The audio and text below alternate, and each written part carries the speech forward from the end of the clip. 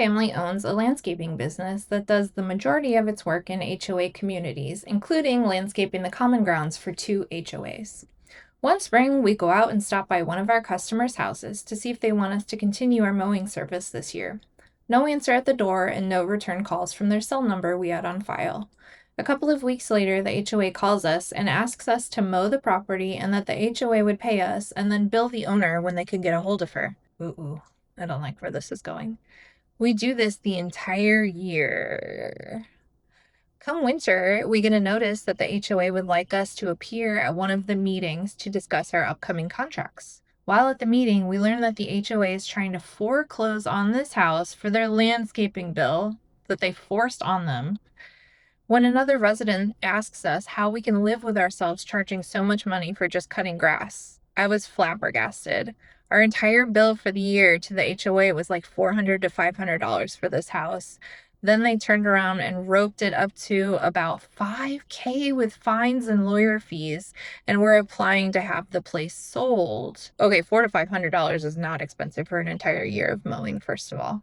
This seemed like a complete racket just to get more money with fines for someone that was obviously away from their house. Ugh. The owner wasn't even behind on their dues since they were set up on auto pay. Oh my God.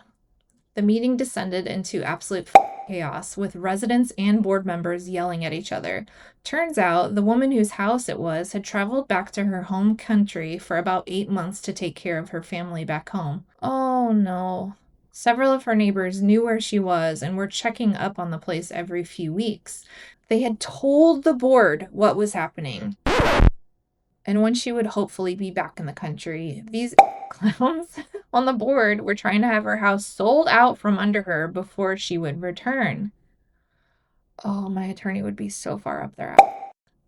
I think the only person on the HOA that survived re-election was the treasurer, who hadn't been involved at all and was a pretty nice and laid-back guy.